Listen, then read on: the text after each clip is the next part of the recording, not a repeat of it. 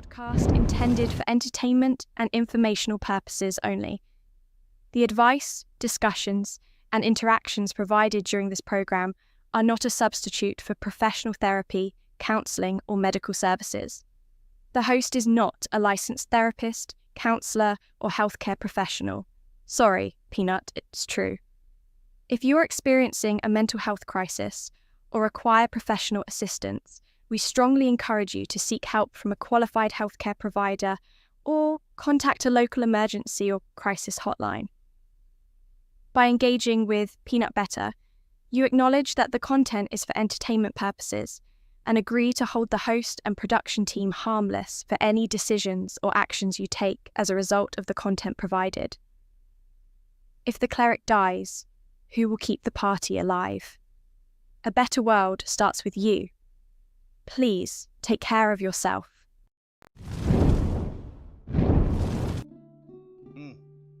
Okay.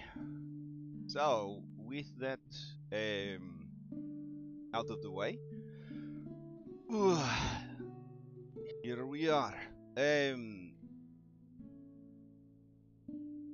It's good to see you.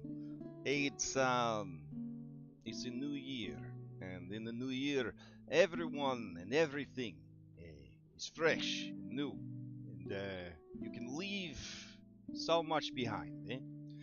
But there are things that you take with you, and maybe they weigh you down, maybe they bring you strength. Well, not to get so heavy right off the bat. I guess a quick introduction. My name is Pinat. I am a former adventurer who has, well, I have settled down.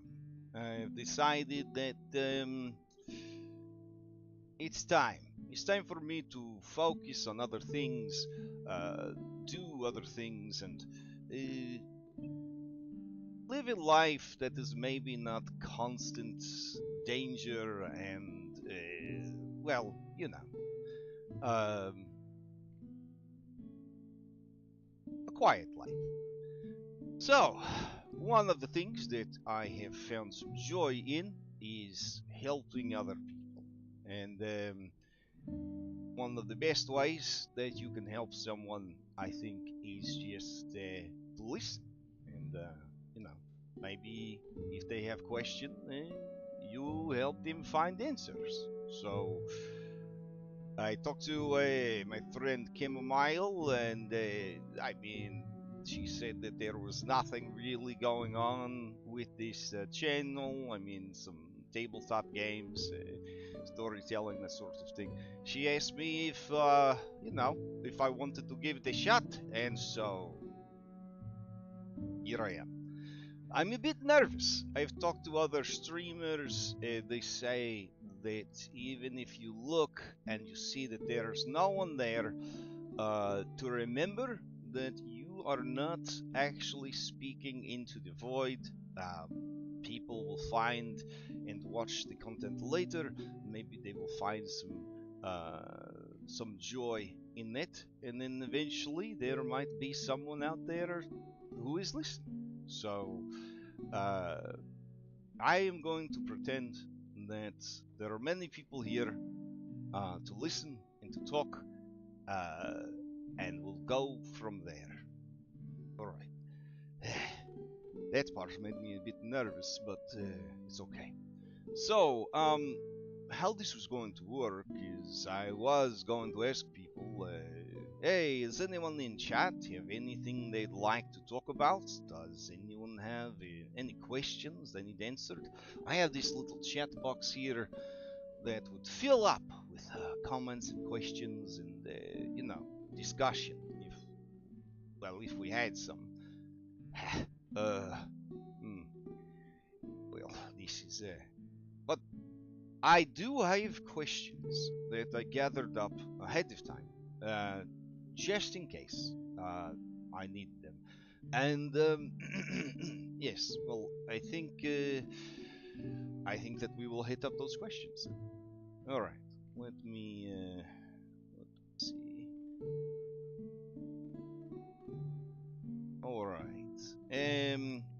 So, this first question is, Pinat, how does one find the motivation slash will to start a project slash task and see it all the way through, especially when one is so unmotivated?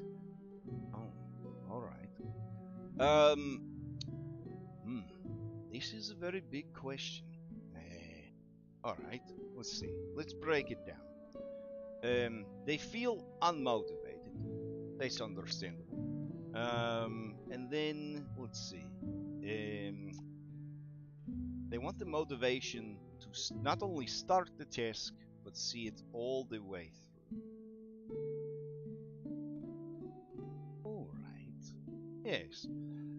So, with anything that you do, especially things involving your brain, you got to understand what is your brain after. What makes your brain want to keep jumping through hoops? Why do you go to work every day? Why do you go to school? Why do you not just strip off your clothes and go live in the wilderness as nature intended? It is because you have things, right, that you need to keep and to provide for. You go to work because, well, for the most part, unless you're like independently wealthy, because you invested all your adventuring money into the right stocks and companies, you're generally working to live, as bleak as that sounds. But what are you living for, right? What is that motivation? Why do you put up with your boss being a jerk or a customer being annoying? Right? You get through it for a reason, right? What is that motivation? Do you have kids? Do you have puppies? Do you want to save money? Do you owe a lot of money and you don't want to get in trouble for not paying it back? There are many things that might motivate you to keep going at the things that you have to do. And depending on how many things you have to do, it might leave you too tired to be motivated for anything else. That's why it's so important to find out what is it that your brain is after. What is it that brings your brain joy? And then in finding that answer, you will find some motivation. So, if you're doing a project and you find that the project does not motivate you, maybe it's not the right project for you. But maybe you've decided that this is something you want to do. This is so important that you have to make it happen. Well, what can we do to motivate you on that task? And I think it starts with this. Break it down. Ask yourself, why do I want to do this project? Why do I want to achieve this task? What is it going to do for me, for the people that I am in charge of, that I protect? Understand the task and the reason for it. That is going to go a long way. Then perhaps you can find more motivation. Is the motivation selfish or selfless? It really doesn't matter in this instance, because all you're looking for is the motivation. I guess a good example might be, and we'll keep this one pretty simple. You want to start a project. The project is you want to write a book. Why do you want to write a book? Figure out, why did you want to write the book? Do you have an idea? that you have to share with the world. Is that the motivation for writing a book?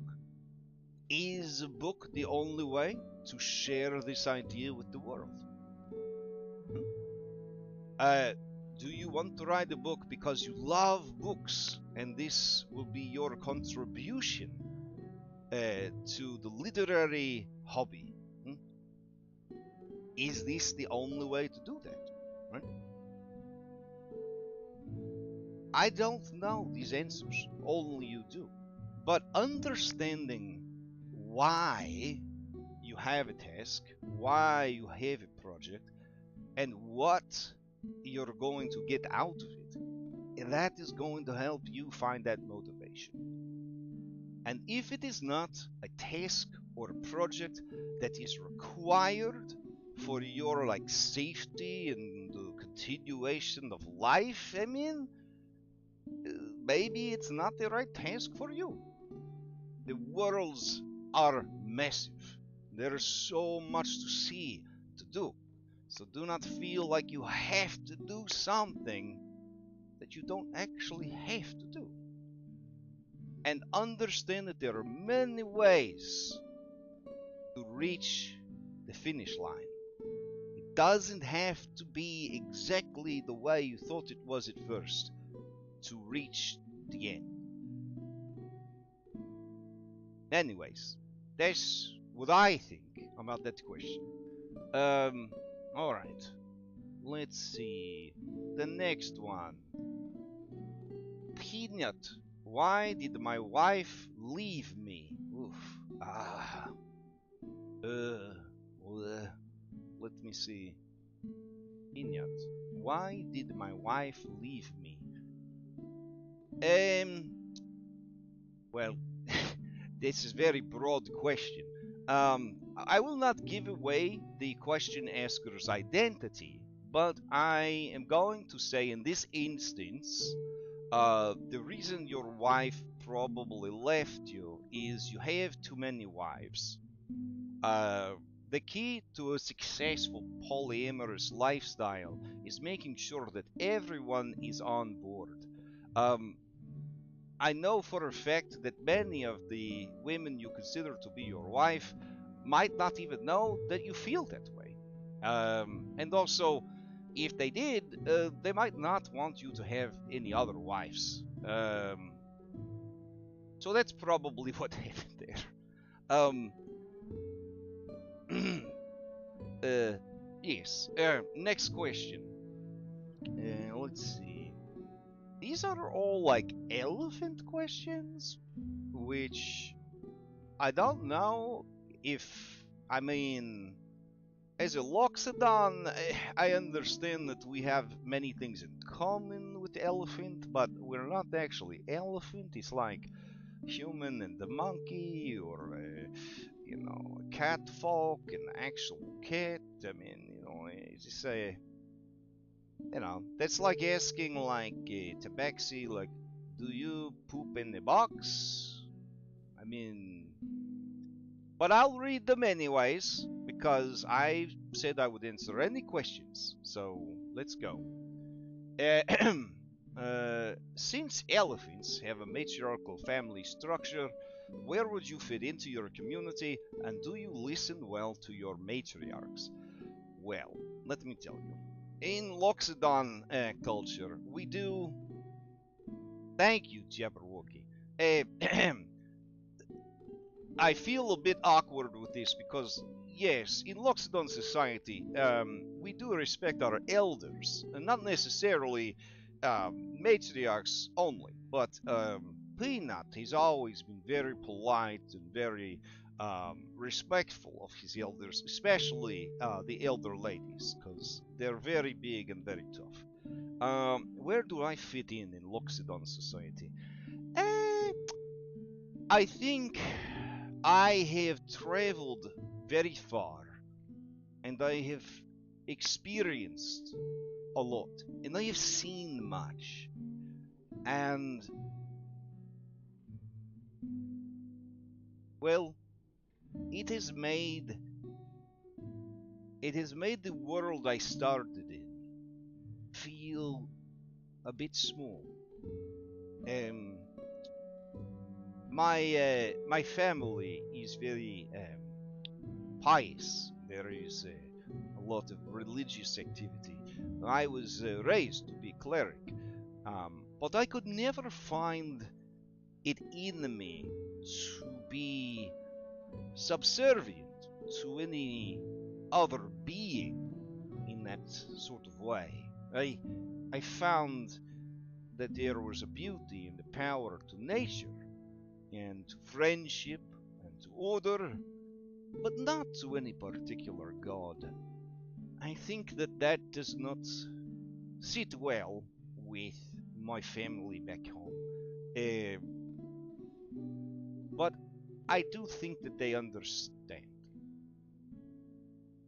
So, yeah. Um, let's see. The next one is, what is the coolest thing you can do with your trunk? Oof. Well, I'm glad you asked. Um, let's see. Coolest thing I can do with my trunk. Mm, yes. I like to paint. With my trunk. It is my hands. They are calloused from a life of war and adventure. But my beautiful trunk is, well, it is a delicate instrument. It is my preferred way to experience the world, a softer, a more intimate way to experience the world. And it does a much better job of holding the paintbrush than my big beefy sausage fingers. Alright. Do you really actually need glasses, or are they just to look cool? Because they do indeed look red. Uh, well, thank you. No, this is me without glasses. I can see good. Eh? I can see on the battlefield. I can see in the dungeon. Um, but I do need them to read. So you know, I guess I don't technically need to use them for this vodcast, but you know, I they do look pretty cool. Oh, what sort of paints do I use? Ah, yes. So I prefer a good acrylic paint. I like that it dries fast and that you have some good control over it. It is good for a nice fast painting. Um, watercolor is something that you have to be in the mood for. You have to be willing to let go of a certain amount of control, and you have to be willing to sort of go in the direction that the watercolor paints want you to go. It's a different experience than when you're painting with an acrylic or canvas situation. I do not like the oil painting though. It never dries, it's very expensive, and well, it just, I don't know. I think if I'm telling the truth, I don't think I like oil painting because I'm not very good at it. Anyways, um, oh, hello, Ninzar. I think I have a question that you submitted, Ninzar. Let me see. Vignette, is evil actually good? GMs, I'm assuming you mean game masters, those planeswalking beings who make mischief in the multiverse, create villains that do evil. Which reminds players, and I assume here you are using a colloquialism for heroes and adventurers, of course, which reminds players of good to counteract. Wait, which reminds players what good is in turn. It unifies the party to cooperation and galvanizes them to actions of good to counteract the villain. But without evil, villains Oh, without evil villains, does good have any meaning? Oh, that's pretty deep, but it keeps going though. It keeps going. This is a lot of questions in one question. Hold on.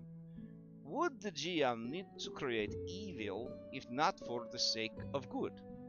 Do they even exist? It seems more like illusionary constructs that we use just to create momentum and direction, like a wind flowing from hot to cold. The GM villain shoulders the burden of the label of evil in order to foster a love of good in the players. But in that light, is the good thing to do as a player not to help shoulder that moral burden? What I'm getting at is, shouldn't players embrace the common good and become loot goblin murder hobos? Oof. Alright. I'm gonna break it down for you, youngster. Alright, listen. You can be all hip and cool and be like, what is evil? What is good? What is morality? But if you adventure enough and you live long enough, you will understand that there are things out there in the universe, in the multiverse, that are evil. Fortunately, such things are rare. You don't encounter them all the time, but they do exist. And you will also find that there are things of such exquisite beauty, such perfect simplicity, that they are good. They're good. But it is a big multiverse, and everything in it is what you perceive.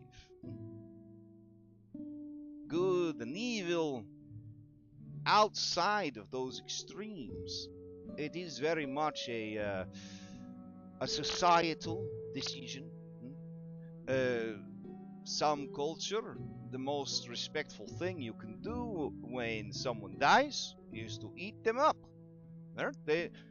We're not going to go after the null slash colo community and tell them that they're evil because they're practicing their cultural burial rites.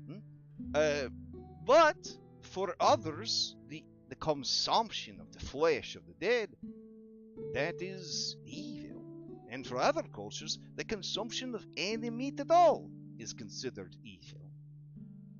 And in some cultures, the imprisonment of sentient beings raised from birth in darkness only to provide meat and bones for their slave masters is not considered evil. It is just a normal part of life. It is the right of the dominant species to do what they will with the others. So it is a big question.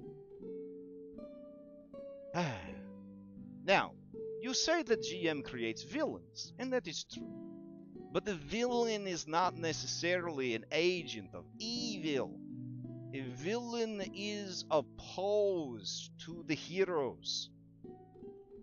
Heroes are only heroes in their own story. You could be a bunch of bad guys and still be the hero of your story, and therefore the good guys who oppose you are your villain. It is the job of the game master, of the storyteller, to create conflict, because conflict is story. It is interesting. It represents opportunities to test yourself, to grow, to change. When everything is at peace and everything is easy, life just goes along as it does. People don't have a need to change. They just exist. And that's okay, because often in peace you find comfort and you find joy. But when you are out to seek adventure, when you are out to make a story, you do not want everything to be peaceful and the status quo. You want things to be exciting. And that is the villain's job, to bring the excitement, to bring the conflict. Let's see. Does the evil villain remind people what is good? Now, this is a great example. There is a prime material world that I have visited a few times, mostly for charity work. There is a place there where there is a young empire. It is very large, over 50 countries, all under one banner. This country is struggling with the 9 alignments, you might say, but they wish that they were good, and then they try their best. But over the last decade or so, they have had some very bad people come into power. And what has been the most positive part of that is seeing all the good that was created to combat it. So, in a way, yes, a villain shows up. And in order to fight that villain, in order to counter that villain, in order to stop that villain, an excess of good is created. But one would argue, with the multiverse being the way it is, it will all return to a perfect balance eventually. Which I guess brings us to your next question. Why would the GM, the storyteller, need to create evil at all if it doesn't even really need to exist? Alright, I'll take that. So listen, you could run a story, you could write a story, tell a story, you could share a story where the villain is simply an aggressive obstacle in the way of the person who wants to succeed. One of my favorite programs that I like to watch is called Spy Family. Now, this is about the spy who gets a fake family because he needs it for his cover for like a convoluted spy thing that he's doing. Now, the fascinating thing about this show is two nations are at war, the East and the West. They don't actually have any moral issues with each other. They just have a difference of opinion about how things are supposed to go. War itself is the villain. War that brings bombs and soldiers, death, and this terrible loss. But the war happens to both the East and the West. So the West is not evil, the East is not evil, but they are opposed to each other, you see? On this show, sometimes they actually remember to do spy stuff. And when they do, it is always dealing with terrorist attacks or trying to stop extremists from doing things because they desperately want their side of things to be seen, to heard. They think that if they make a loud enough noise, it will make their beliefs absolute. It will make them heard. Yet, at no point do they ever say, and their beliefs are evil. No, their beliefs are just different. A lot of times on the program, it's just silly stuff like, will they figure out I'm a spy? And then the wife is like, will they figure out I'm an assassin? And then the kid is like, will they figure out I'm really stupid? A psychic. And then the dog is like, will they figure out that I can see the future? See, they all have these problems. And then the stories are almost always just about growing into and around each other and the problems that they've brought with them. There is no real villain in the campaign. other than the idea that something might happen that will break this family apart. Hmm? And this is a wonderful story with no villain and no evil, and it's still engaging, and it still challenges the heroes. It still gives them opportunities to grow. Uh, and so, yes, you can definitely tell story without villains and without evil, and still have a very good story. But I think you need to be a very good storyteller to do that. I I do not want to well I think that many inexperienced storytellers think that a big villain with a big evil plot and a big evil ideas is probably good story, and it is. It's just the easiest way to tell story. Uh, the GM villain shoulders the burden of the label of evil in order to foster a love of good in the players, but in that light, is the good thing to do as a player not help shoulder the moral burden? Well, again, listen, if you're running a game, maybe it's based on the second age of Magic or even the first age of Magic, maybe you're playing that fantastic Dragons main game, listen, you can be murder hobo all you want, right? There's a time and a place for everything. Oof, that was a big question. I hope I was able to answer it to your satisfaction. Oh, there's a follow-up question for this.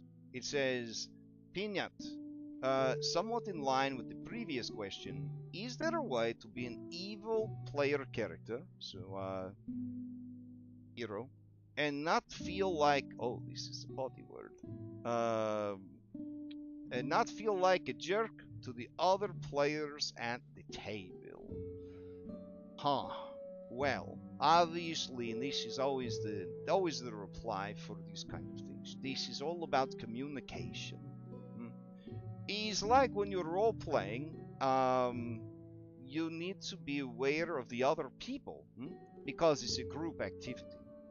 If I was having dinner party and I invited 8 people over, it would be a good responsible thing for me to do to ask my guest, is there any foods that you're not allowed to have?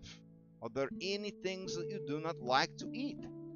And then that will help me figure out what can I do that can still have good dinner party, but not make someone sick or embarrassed or throw up or die, things like that. So, in that same way, you want to make sure that you're communicating with your party and you say, hey, I am playing evil. I have made some very bad evil decisions. And I need to honor those decisions for the authenticity of the role that I have taken on. But I do not want those actions and decisions to jeopardize your good time at the table. So, is anyone willing to let me do some evil stuff to them? That way I can be evil, but maybe you won't be too mad at me. So that's probably your best bet. If everyone at the table is like, no, I don't want you to be evil to me, are you crazy? You can be like, Dungeon Master, can you give me some NPCs to be evil to? And then everyone could probably be happy with that. Alright, let's see. What else do we have?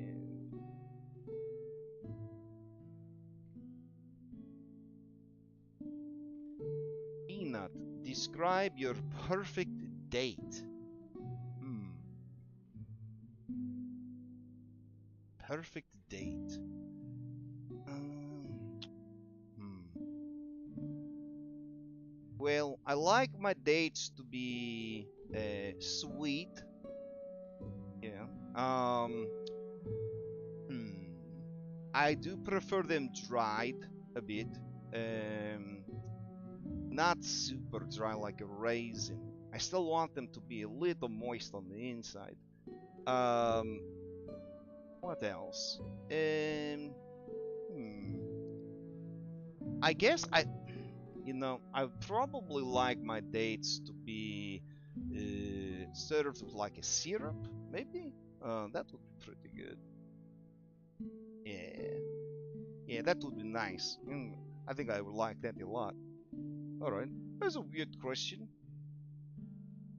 All right, are elephants really afraid of mice? Well, again, I'm not an elephant, but my understanding is that elephant not afraid of mouse. It's just that elephant have very powerful perceptive glands in their feet.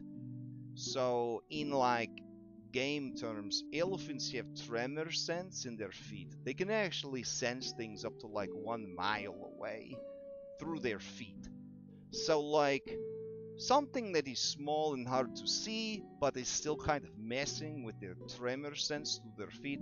They don't like that too much. It might spook them, but I don't think they're afraid of the mouse so much as the unexpected uh, input.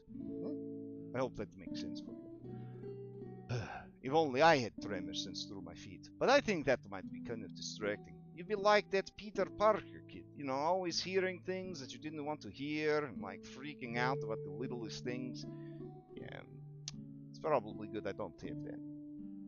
Let's see. And then I don't wear shoes very often, but I feel like you wouldn't be able to wear shoes because, tremor sense. You just be like looping back on itself.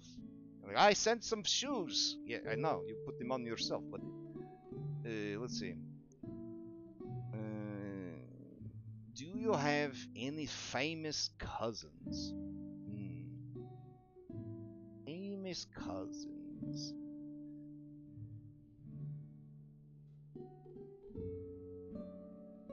Are there any famous cousins that I'm allowed to talk about? Hmm. I would say no. I definitely don't have any famous cousins who went to a certain magical school and then later went on to save the multiverse alongside some of the most famous planeswalkers of all time. Alright. Next question.